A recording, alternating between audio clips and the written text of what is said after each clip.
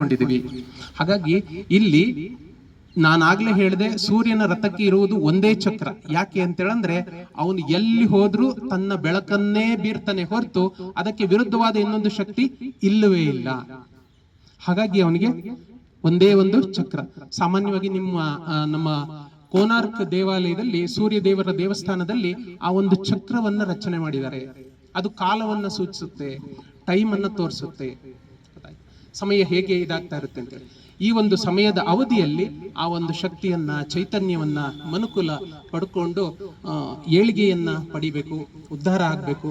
ನಾವು ಉದ್ಧಾರವಾಗುವುದರ ಜೊತೆಗೆ ಸಮಾಜಕ್ಕೂ ಕೂಡ ಒಂದಿಷ್ಟು ಕೊಡುಗೆಯನ್ನ ನೀಡಬೇಕು ಅನ್ನೋ ನಿಟ್ಟಿನಲ್ಲಿ ನಾವು ವಿಶೇಷವಾಗಿ ರಥಸಪ್ತಮಿಯನ್ನ ಆಚರಣೆಯನ್ನ ಮಾಡ್ತೀವಿ. ಇಷ್ಟು ಹೊತ್ತು ಈ ರಥಸಪ್ತಮಿ ಬಗ್ಗೆ ವಿಚಾರವನ್ನ ತಿಳಿಸಿಕೊಡುವುದಕ್ಕೆ ಅವಕಾಶ ಮಾಡಿಕೊಟ್ಟಂತಹ ಎಲ್ಲ ಆಯೋಜಕರಿಗೆ ನಾನು ಧನ್ಯವಾದಗಳನ್ನ ಅರ್ಪಿಸ್ತೀನಿ. ಹಾಗೆ ನನ್ನ ವಾಣಿಗೆ ವಿರಾಮವನ್ನ ನೀಡ್ತಾ ಅದು ಅಮೃತಮಯವಾಗಲಿ ಅಂತೇಳಿ ಹಾರೈಸ್ತಾ ವಿಶ್ರಮಿಸ್ತೀನಿ.